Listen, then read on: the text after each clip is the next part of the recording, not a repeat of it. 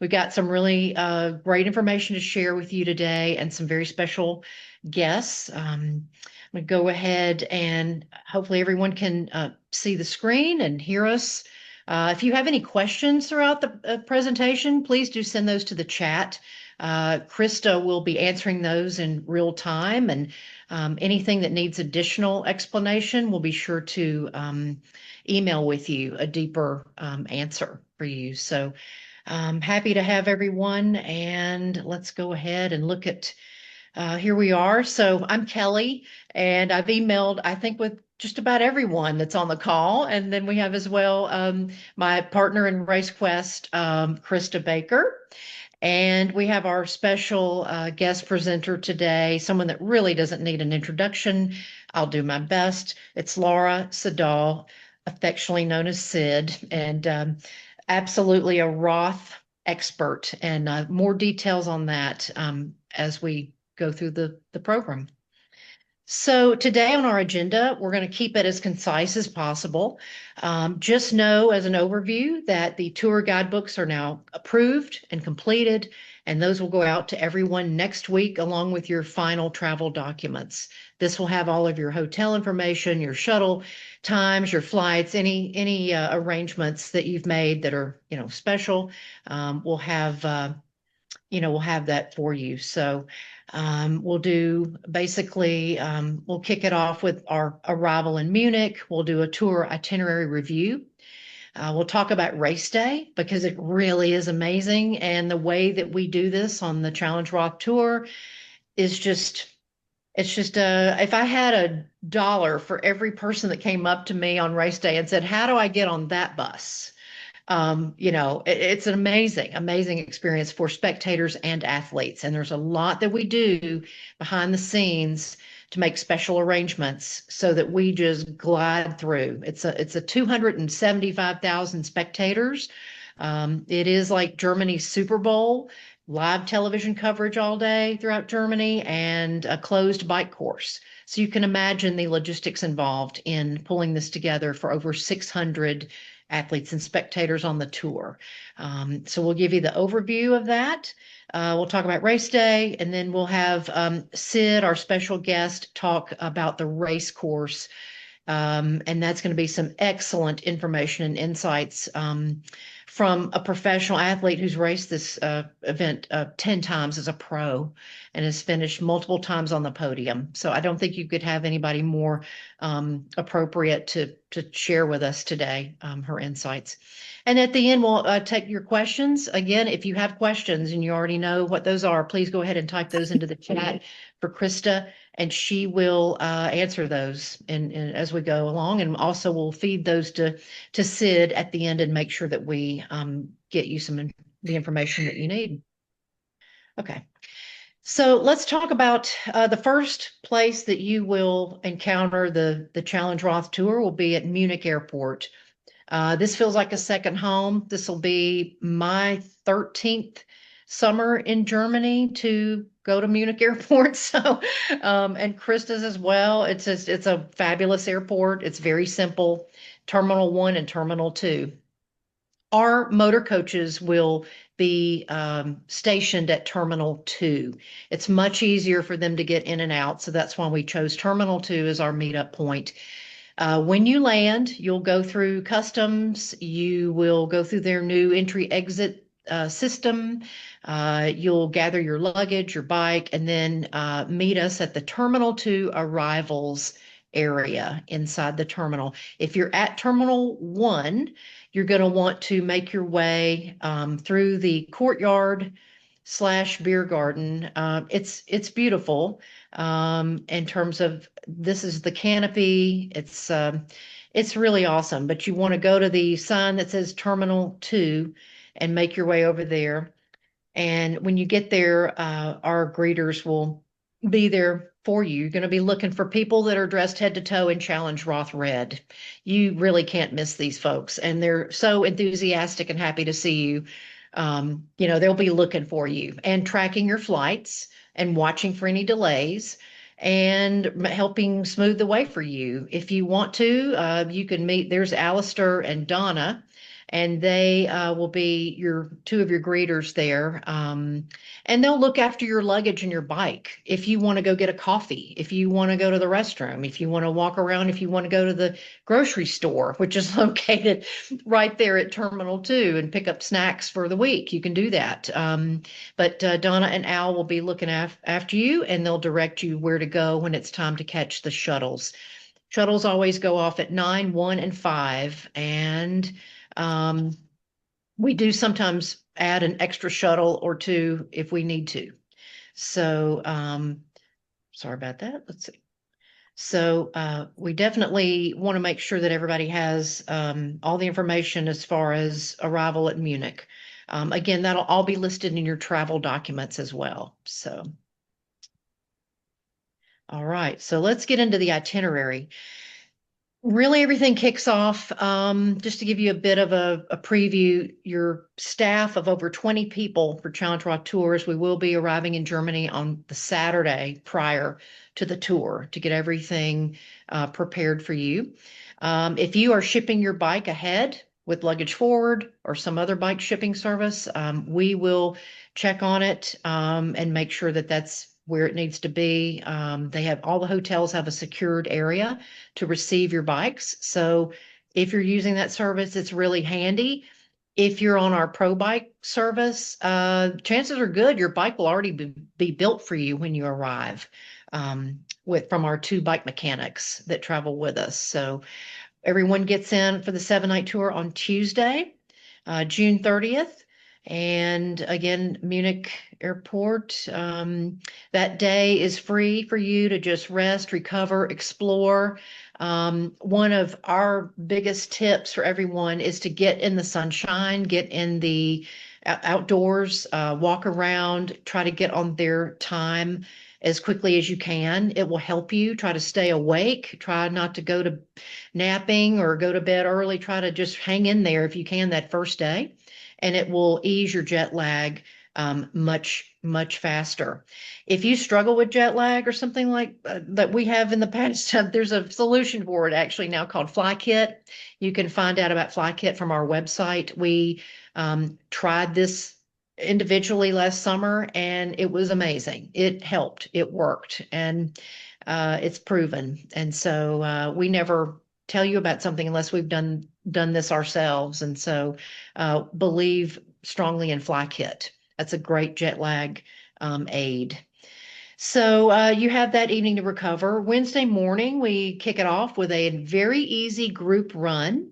It's usually about 30 minutes. It's conversational pace. And I will say each hotel will have, you'll have your tour leader, but you may also have a special guest helping you with your morning group run. So you just never know who's going to pop in for that group run. It's a lot of fun. It's easy. You get to know your fellow travelers, and you really do your body justice because you can do a shakeout. You can be in the sunshine and really get your bearings, and also see a little bit about what's around your hotel. I mean, we just love the concept, and everyone really enjoys that. That's something that athletes and spectators can enjoy. It's a very short and easy pace, nothing strenuous there. And then we also have kit bag collection that on Wednesday. We'll have your special gifts from Challenge Roth Tours as well as your wristband. The wristband is your key that picks the lock to get onto any of our shuttles, to get into any of our VIP areas, our exclusive activities. You will have to have the wristband, and it's like a backstage pass. So just think of it that way. It gets you all these nice services. So definitely want to pick up the kit bag and get banded. So we also have our first event is out in Roth. It's our welcome party. Just amazing. We have Bob Babbitt from Breakfast with Bob will be there for us, and he will be interviewing Felix and Catherine. The Felix, of course, Felix Walcho for the CEO of Challenge Roth, and his sister, and they're part of the family. Their mom Alice are the three that lead Challenge Roth. And I think you're really going to enjoy getting to know them better with a little interview that Bob will do for us. We'll also have, I think there are food trucks there and entertainment, and it's a beautiful welcome party. You get to meet everyone that's on the 7 night version of the tour on Wednesday. The other thing that's a special perk is that Felix is opening the merch store. It's a physical building, an actual store. And everyone on that tour is going to have the ability to go in there before they open to the public on Thursday. So it was quite the hit last year. So we're doing it again. We're allowing our tour people exclusive access to purchase your Roth items before anybody has, a chance to get that favorite shirt or gift or something before they sell out. So it's quite a popular perk. So. And then on Thursday, that's when our 5 night arrivals come in. And then for our 7 night tour athletes, we will offer a bike course tour. This is going to be one loop of the bike. We will stop at various points along the way and point out some very strategic parts of that course, tips for conquering those parts of the course. And it's really great to have insight, with that bike course tour from people who have most all have raced it themselves. And so either as pros or as age groupers. So you're going to get a really good feel for that bike course. It is a closed bike course and the roads are nice and smooth. It's just a beautiful, interesting course that will keep your interest throughout your race. And then we also will have race registration that afternoon for, I believe, our 7 night tour, folks. Moving right along, we're on to Friday, and this is a big day. Obviously, we have our swim course practice over in the canal.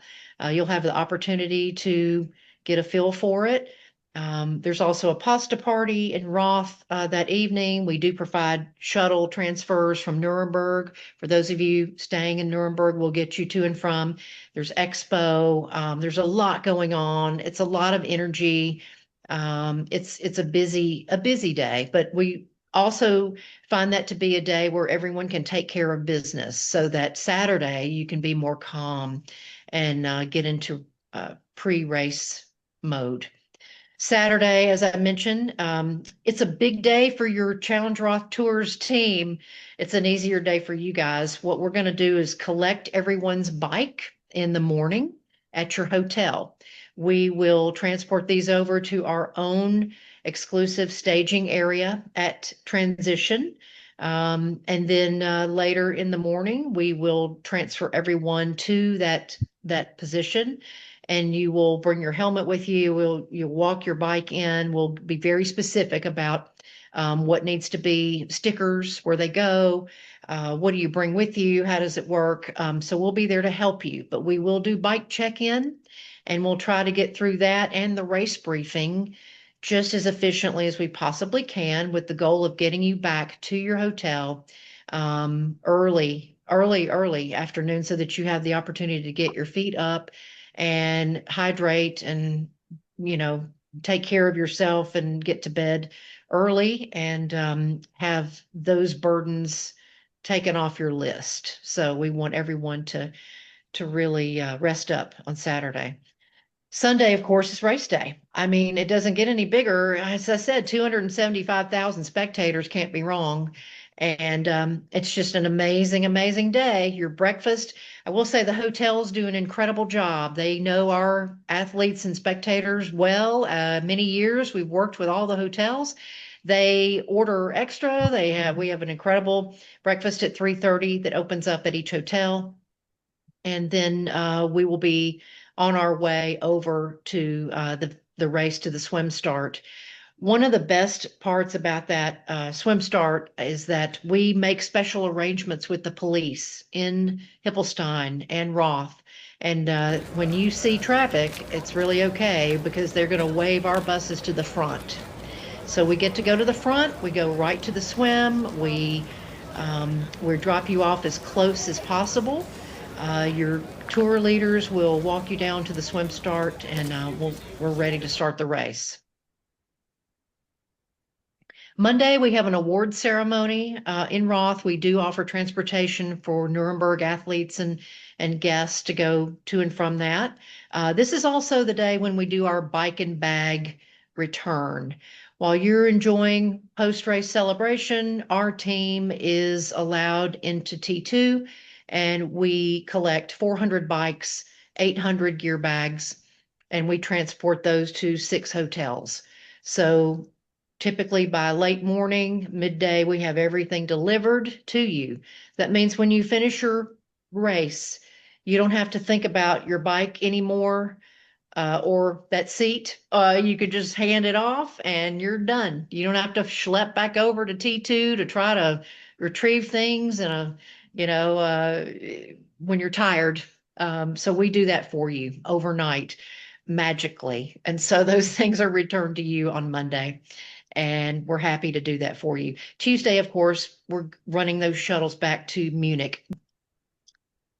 So I want to touch on race day before we turn it over to Sid. This is an incredible experience. It's great, it's really actually as fun or more fun to be a spectator for this particular race. So it starts as we said with the swim start drop off. We have our own cordoned off venue there right at the canal, right at the start, next to T transition 1. We have our own tents, benches, professional caterers. We have our own porta potties available to athletes and spectators that are on the Roth Tour. We have hot coffee, tea, pastry, lots of tour leaders there as well to take your picture, answer questions, and then once the swim has concluded, What do you think? we will begin walking people up to Solar Nice. Hill.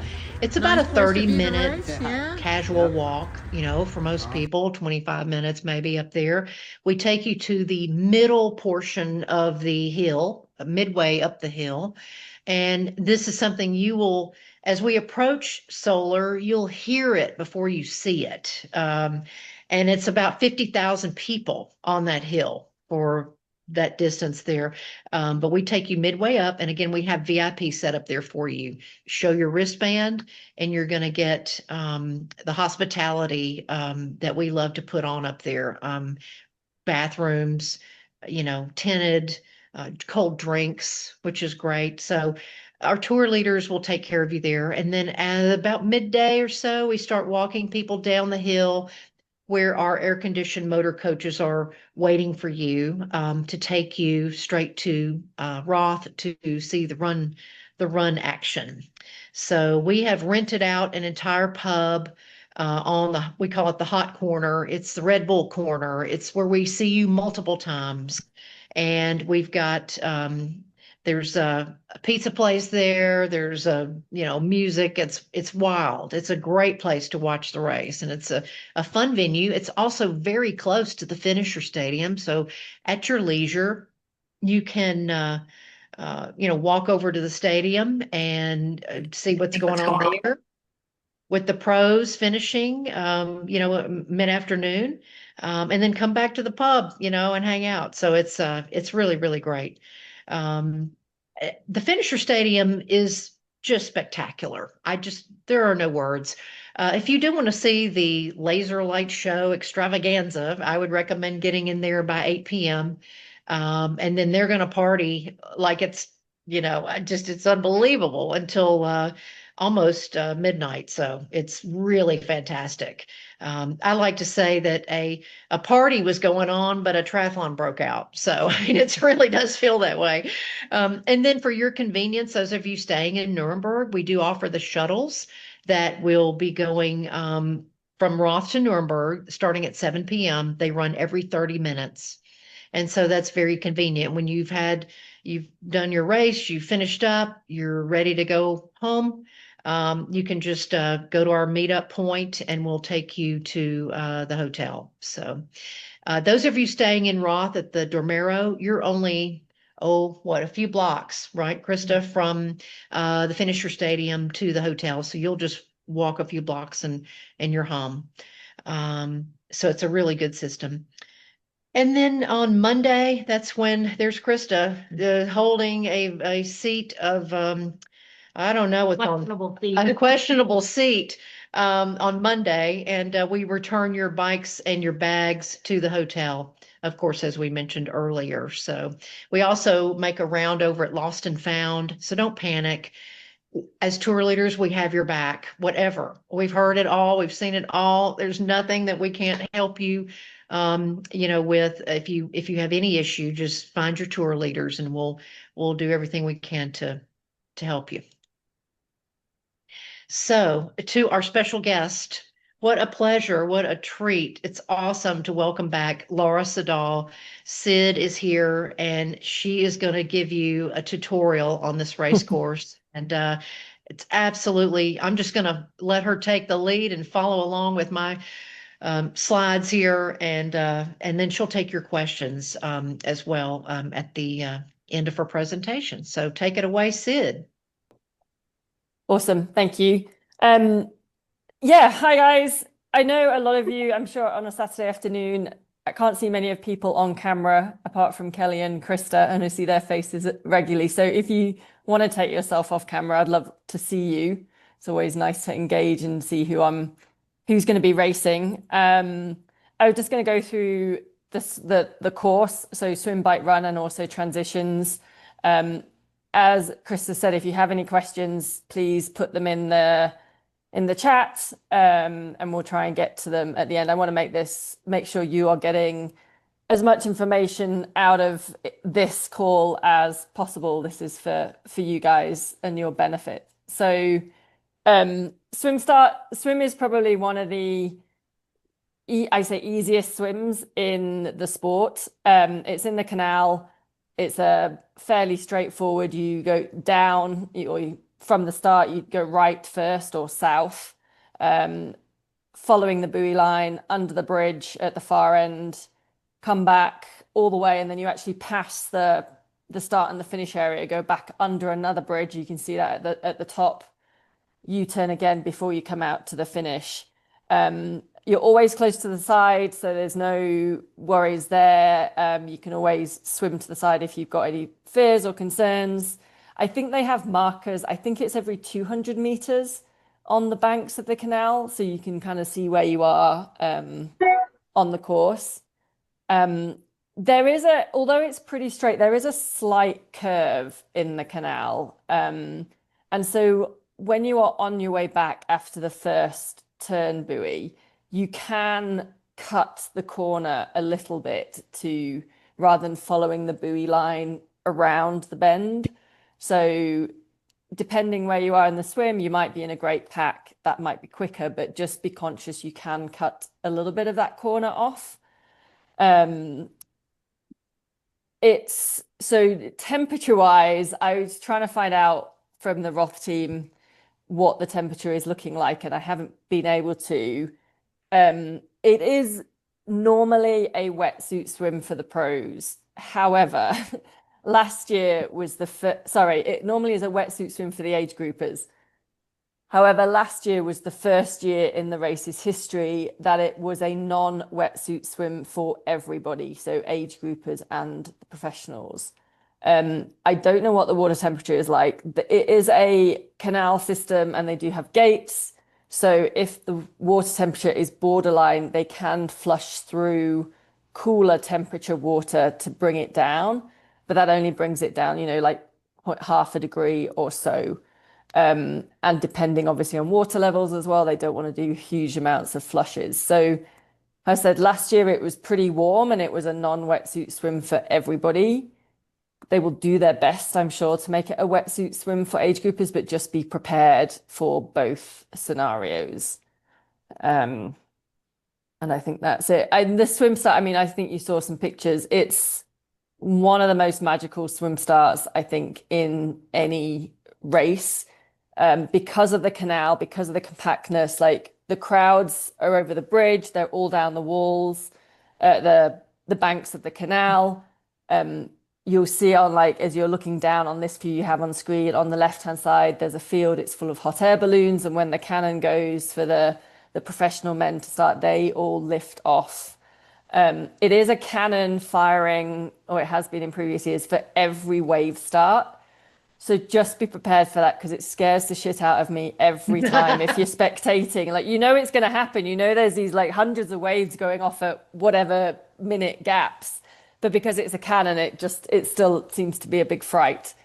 The only other thing I would say with the swim, and you can see it here, how the canal, it curves around to the left as you look. And that's where I mean, when you're coming back, you can kind of cut tight to the bank, coming back up towards the bridge. Because it's a quite narrow, I mean, obviously they keep a channel in the middle with the buoys that doesn't have anyone in. But you can often feel the wave start. So if you're in one of the early waves and you happen to be swimming back up the canal towards the bridge that you can see on the screen, and the wave starts are still starting, you can sometimes feel the swimmers going in the opposite direction with the water. So if you suddenly get into a bit of a choppy area of the swim, just it might be because there's a wave that's just started, and otherwise it's a canal, so there's not really any waves or chop or anything. I think it's always been pretty calm and controlled. It's Germany, so they try and control everything, and that's what they try and control the temperature as well. So coming out the swim, T1, it's probably the shortest ever distance you have from swim to T1.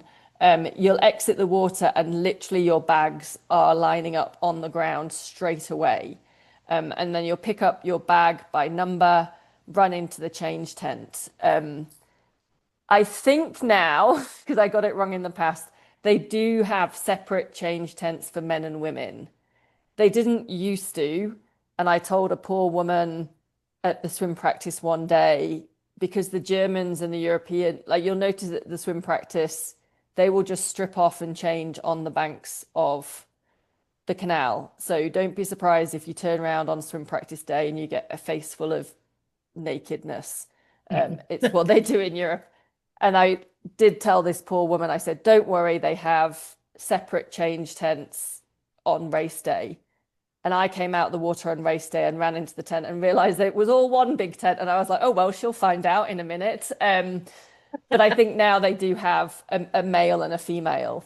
So if you do want to get changed, you can do. But honestly, also don't worry about it. Everyone's so busy with themselves. They're not worried about what anyone else is doing. But it is that really short transition from the swim into that change tent. And then you'll come out and run to pick up your bike. The transition is pretty big and it's pretty packed. You'll obviously get a good chance to look at it on Saturday when you drop your bikes. And it is worth just walking through that path of where you come out the change tent from the swim and then getting to your bike and remembering, trying to pick up some landmarks or count the number of rows or whatever it is to find your bike. Because on race morning, you get out the swim and you can be in all of a fluster, or you're trying to get your heart rate down, and sometimes your head's rushing. And if you know, you're just trying to want to know where your bike is so that you can go straight to it. The bike, yes, okay. So I do know on the Roth website, they have a YouTube video that you can go and watch and see the bike course as well. Obviously, those of you on the 7-day tour will get the chance to drive around the course. It's 2 and a bit laps.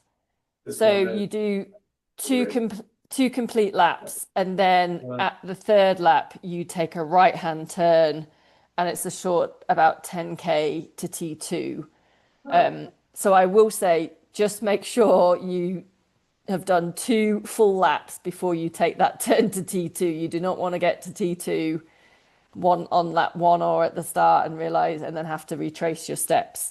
They do have big signs over the road that says lap 1 and 2 to the left, transition T2 to the right. And it's that turning point is in the first village that you'll go through called oh, it's not Hippelstein. I'm trying to think what the name of that village is. Ecclesmullen. Ecclesmullen is where, yeah. The bike course is, so a lot of people have the impression that the bike course is flat because of such fast times. And then they get a real surprise when they get to Roth because it's certainly not flat. It is actually pretty hilly. There's no big hills, there's no massive long climbs, but there's certainly some gradients that will get your attention. The reason it's so fast is just they have fantastic road surfaces. And also there are some longer sections which the slight downhill, or if the wind's in the right direction, you can move really, really well and at speed. So I'd say one of the first significant climbs is at High Deck, and there's an aid station at the top of that climb. Again, it's not too long, it's pretty short. And then I'd say that the steepest climb is actually right down at the bottom of the course, in a village called Grading. And you come into that climb at quite high speed because it's a slight downhill gradient into Grading. You do fork left off the road and there'll be police and traffic there. So that's a good kind of signal that you're about to come to the hill. But then it is a 90-degree turn and then you straight up into a fairly significant gradient. So it is worth, and I'm sure when you drive it, they'll point this out, but it is worth making sure that as you coming at speed, but you drop down your gears so that when you do that right-hand turn and you straight away are kicking up into a gradient, you are in the right gear. It's the steepest hill. Again, I don't think it's not that long, maybe a couple of 100 meters, maybe 400 meters at the most. It is packed with crowds as well. They have a DJ and an MC on the hill. They'll be calling out your name. Everyone will be cheering. It's another really great part of the course. There's an aid station at the top of that. The other thing to notice at the top of Grading, whilst it's not super steep, the main bit of grading is steep, and then you think you get to the top and you wonder why you still feel like you're grinding, and it's kind of like a false flat then for the next segment of the course. So if you feel like you feel like you're still climbing, but you can't work out why, just remember that it does go into that false flat. And then what comes after that section, and you can see it on the map in the bottom sort of right corner, it's around in between that 50k and the 130k markers that are displayed, is a technical descent with switchbacks. So depending how comfortable and confident you are taking switchbacks at speed, I'm pretty sure you have to obey it is a closed course road, but you obviously still have to obey the road rules, so you won't be able to cross the white line.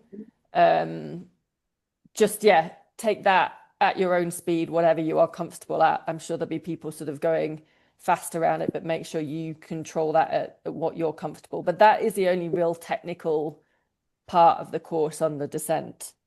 The next hill, the significant hill, I would say, is actually as you are entering Hippelstein.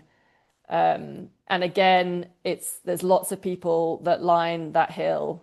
And as you crest that hill, you then have a fast, but it's straight descent and a big sweeping right-hand turn. And then you hit Solar Hill, which is the picture you see on the left of your screen. I don't even know where to start describing Solar Hill. It is one of the best experiences you will have as an athlete in a race, period. It's like the images of the Tour de France that you see where the cyclists are climbing up, the big cols, and the crowd are on the road and there's a very thin line. You will come around this sweeping bend and the crowd start wide and then they slowly funnel them in. and then the barriers are removed, and all you will see if you look up is a crowd of people ahead of you, and you won't be able to see where the road goes. But just keep pedaling in that straight line, because the crowd, they're not there to get in your way. They will part, and they will move. I will challenge any of you, if you don't go up that hill smiling, come back and see me the next day, because we'll need to have words, because it is one of the most goosebump experiences you'll get. People, the first time I did it, people talked about like how many people are there, and they have these big inflatable clappers, and so feels like there's a lot going on. One thing they didn't tell me about was how noisy it is, and it is, especially if you're wearing an aero helmet, it is so noisy, but it's just an incredible experience. It it's not a huge, the gradient isn't, it's not as steep as that hill down at grading, but it is, I don't know, a couple of percent climb, and it goes on a little bit longer. And the thing I would say, because the crowd are there, you can have a tendency to get carried away and, burn some energy and matches as you're going up that. But I mean, do feed off the crowd, because it's just amazing. But just remember, you get to the top of that hill and you've still got the rest of the lap and another lap to go if it's first time. The other thing to know, if those of you who are really racing, like, there is no overtaking on that hill. You will not stand a chance, particularly on the first lap. Maybe on the second lap, you might be able to overtake people. It is the same for everyone. So egos aside, take a deep breath, enjoy the experience that is so unique going up that hill. I would say, if you want the best experience, the hill before that I talked about, when you crest that and you have this long descent, if you don't want to get caught up behind anyone going up Solar Hill, get in front of people on that descent, on that climb and that descent before. And so you are at the front of whatever pack it is, or the riders, so that you get a clear road into Solar Hill and you get the experience. Might not be possible with the number of riders on there, and you'll probably you might catch up with people who are going up the hill a little bit slower than you anyway. Again, like I said, pride aside, soak it all in. It's the same for everyone. It's the same for the pros as well. They can't overtake.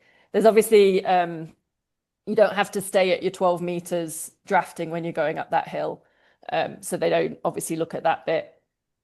If there's any of you who are not racing and are going to be in the crowd and on that spectator tour that Kelly was talking about, being in the crowd is also one of the most amazing experiences you'll ever have. I did it one year when I was hosting some VIPs, and it was the first year I'd stood on Solar Hill, and getting that close up to the riders and it's just an incredible buzz. So if you've got family, friends, spectators coming with you, they'll have an amazing time as well. So yeah, 2 laps of that course, and then, like I said, when you get to the village of Ecclesmullen, you'll do a right-hand turn, which will take you to T2.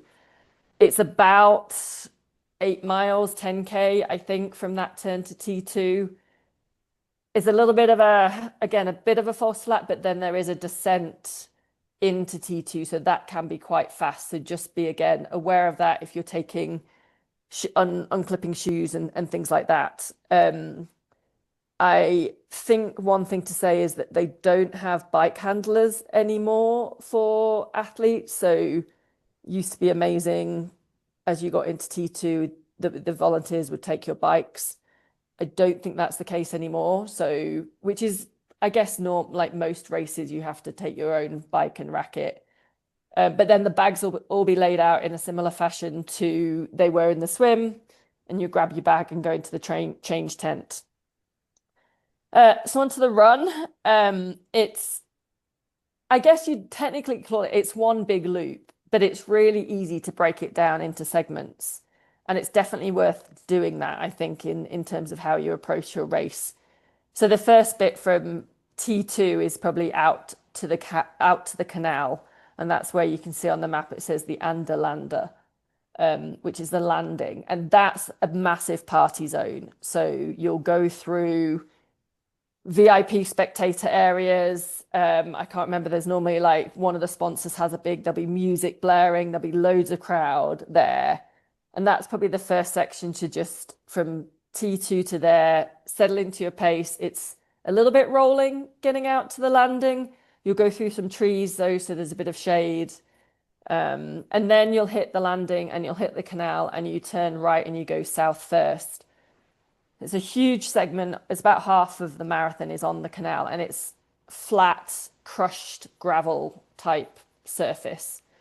So, but there's no shade out there and there's very little to break up the course. So there's a few bridges if you want to use bridges as landmarks, but other than that, you want to use the aid stations as your sort of, right, I'm going to get to the next aid station, I'm going to get to the next aid station.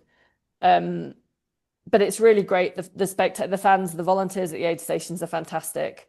So yeah, you head south first. You pretty much also almost go down to kind of the swim and T1 before you turn, and then you head all the way up back through the Anderlander, so back through the noisy party zone, and then head north for a longer section before hitting the turnaround at the north end of the course and coming back. So that's another way to, so you're breaking up the course in different ways there as well. Then you'll get back to the Anderlander, go through the party zone again, and then you head back towards Roth. There's one little point on the course that's worth mentioning because it's an absolute effing killer, excuse my language.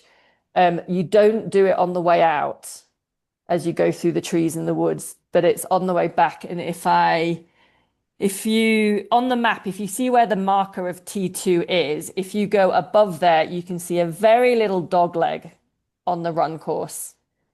So when you are coming back into town, you have to go out and back on this dog leg. It's not very far, but it's a bit of a mind F if you're kind of not prepared for it. Then you rejoin the course, you come back, you run, you can hear the stadium and you sort of run behind it. You then go through the center of Roth, which Kelly and Krista will be there. I think that's where you are, isn't it, in the pub there. There's also, I think, Erdinger are normally there. There's another big screen, so you can see yourself on the screen.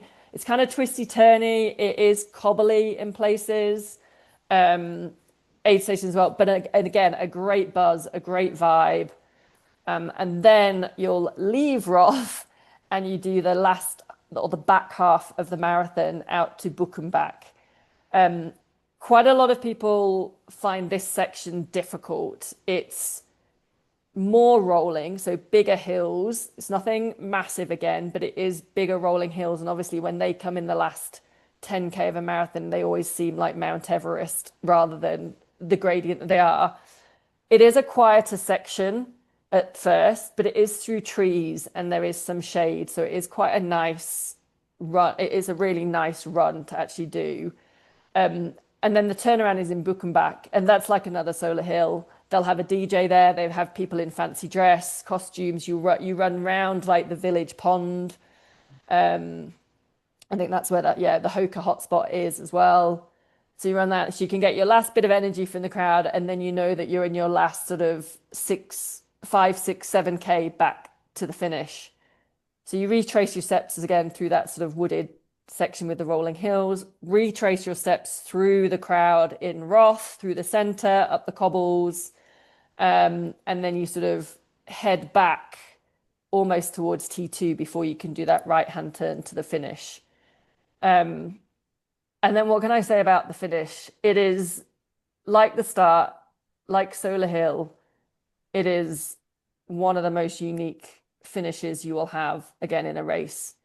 They have like your typical finish line sort of funnel, which takes you off the off the road onto the triathlon park, feeds you through the middle of all like the food trucks and everything like that. So there'll be loads of fans. And then you go under a huge arch and enter the stadium. Now, this stadium is built every year just for the race. And I think pretty sure it's over 10,000 people that can fit in the stadium. So it's absolutely huge and it will like blow your mind. And you almost get to do like a lap around the stadium. It's not massive, so don't worry. It's not like a 400-meter track or anything like that. And obviously you've got loads of support from the crowd.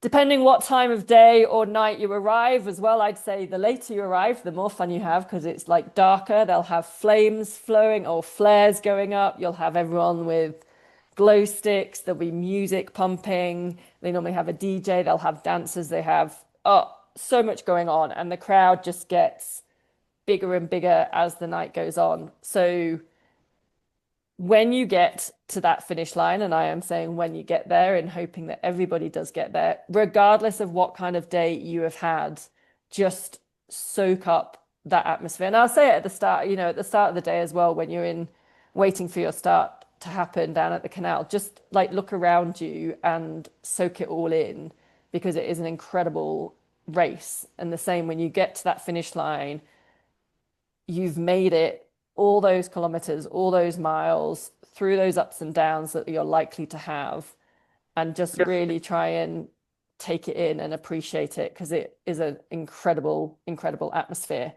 And as you said, there, if you can, if you're feeling up to it, and if you want to, I would definitely come back to the finish line, to that stadium as the night goes on. They have a big fireworks show at the end of the night. They have a guy that always comes down as the last finisher with holding torches. It's if people have raced Ironman races where they don't like anyone at the finish line, this will like kind of blow your mind because it's just a mess of people. You are allowed to like run down with family, with friends, relay teams and stuff like that. So it's an incredible experience. A few other things, I haven't looked at any questions yet, but a few other things, well, I think like logistically wise. So after the finish, the recovery area is amazing. It's got a whole selection of food. They've got massage, they've got all kinds of drinks. They've also got showers there as well. They have showers also in T2 if you are in a relay team, so for the cyclist. But at the finish line, they have showers. They are single sex. Don't worry about that one. They have separated that one out. I think you can get your individual cubicle. But yeah, the recovery area is really good as well. I think the only other thing I need to say is probably the special needs. So again, if anyone's used to doing an Ironman race or full distance, often they have like a special needs at one point on the bike and at one point on the run where you can put some extra nutrition in that you can then pick up. Roth do not have that. So they're unique in that fact that they don't have special needs on course. However, so two options here. You can either be self-sufficient and carry everything you need. Obviously, there's aid stations along the way which are really well stocked, so you can pick up all your extra, like you will need to pick up obviously extra hydration and things like that, but they've got a whole selection of food if you need. You can also, and I think probably Kelly and Krista can talk about logistics of what they might do with people here. You can also, if you have a support person with you, they can hand you fuel and nutrition, but they have to be at an aid station and they have to be within 100 meters. And I would suggest after the aid station. I don't know if that's a rule. You might be able to be before, but you have to be within 100 meters of an aid station. So you can't just randomly give your athlete or as an athlete take nutrition from your supporter at any point on the course. That's the bike and the run. It has to be at an aid station, but you can have somebody personally giving you nutrition, hydration.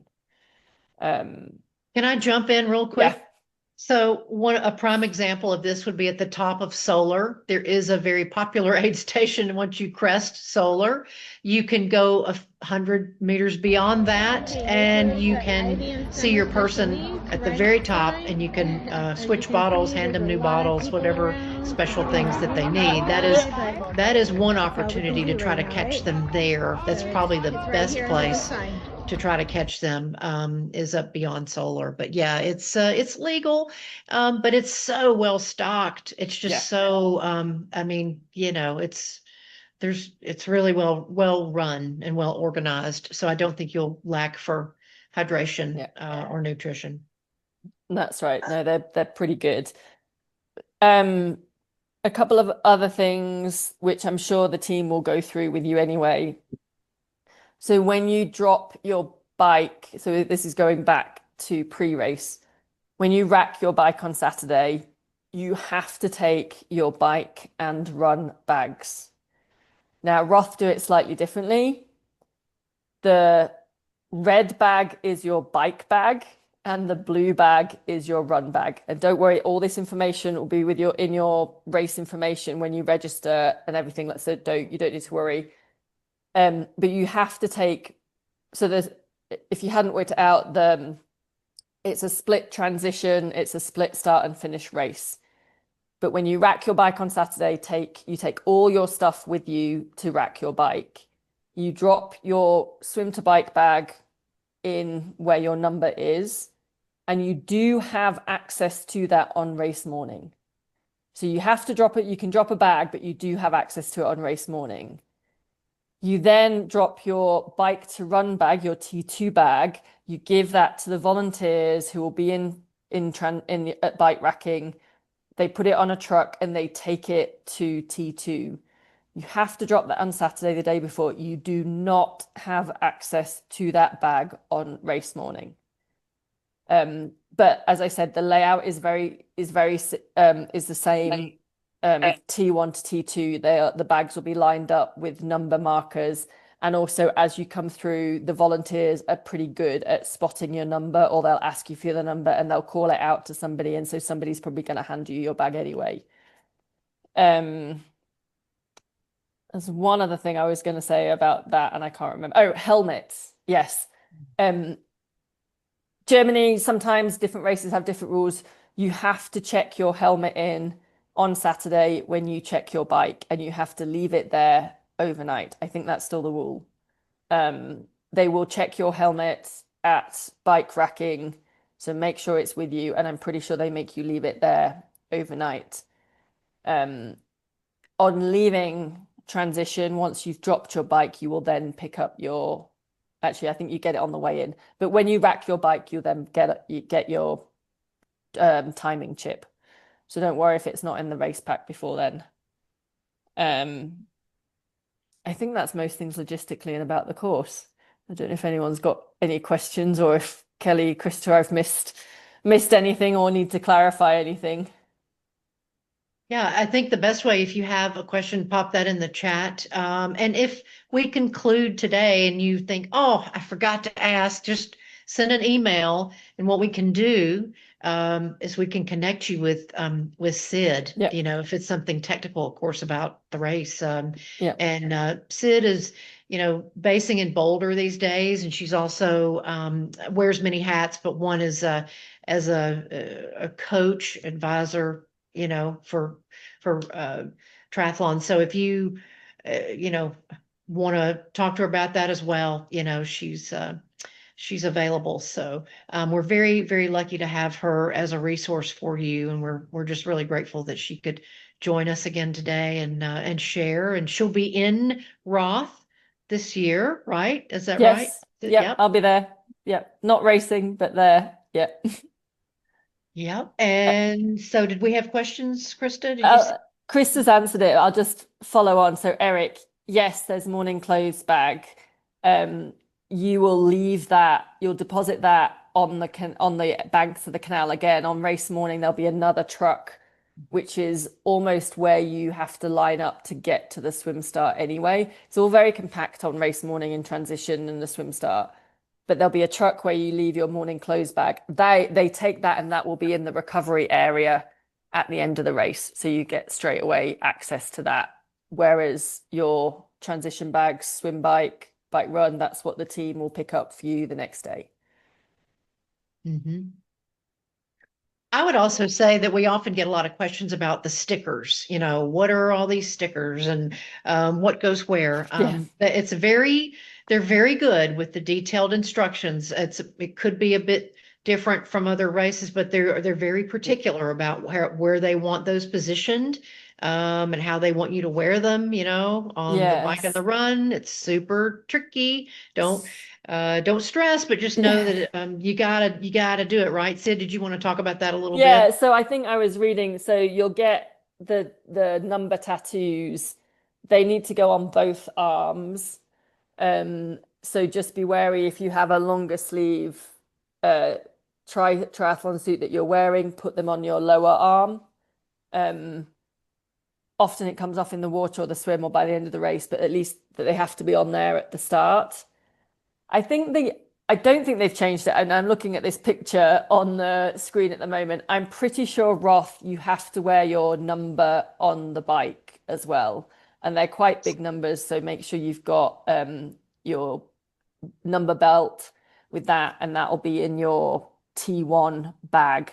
So you'll pick that up after the swim and you have to wear it on the bike. I'm pretty sure on that. That's great.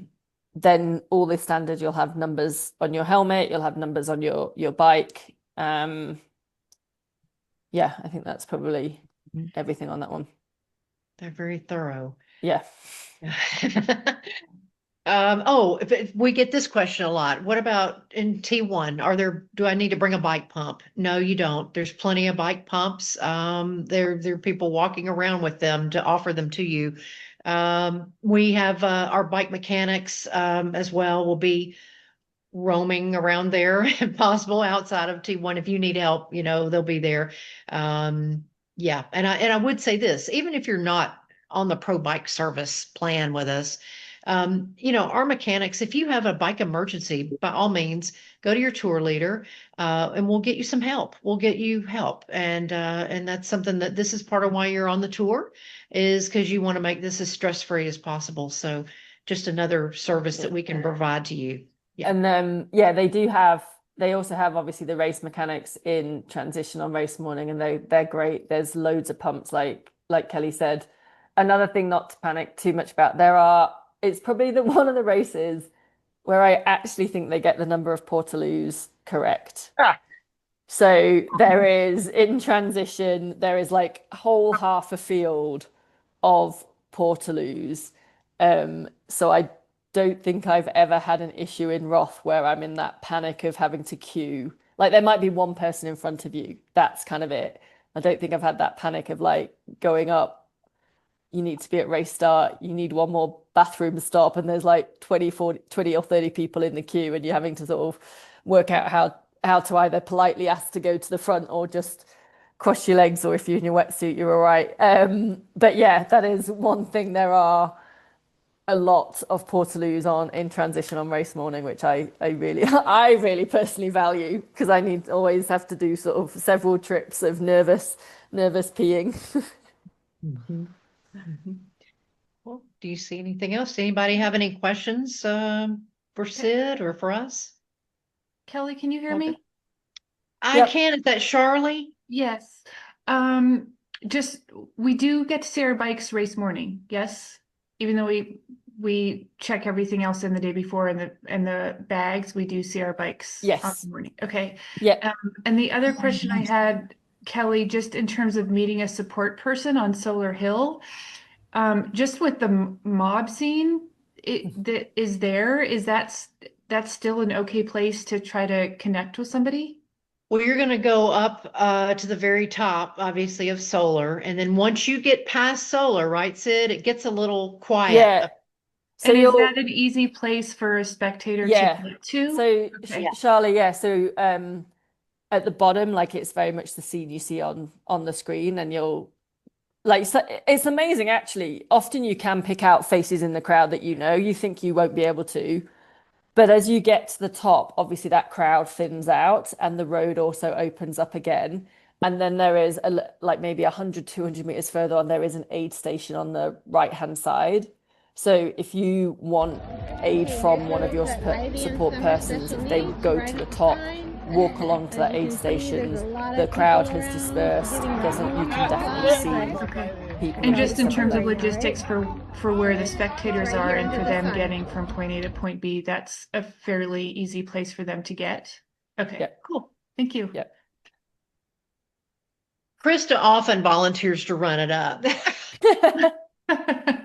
Just to get in a few more steps, I mean, we're only doing 16 miles that day. So, Yeah, it's not that far. Like if your support crew and stuff are on Solar Hill watching, it's not a huge distance to just walk up to the top and to that aid station.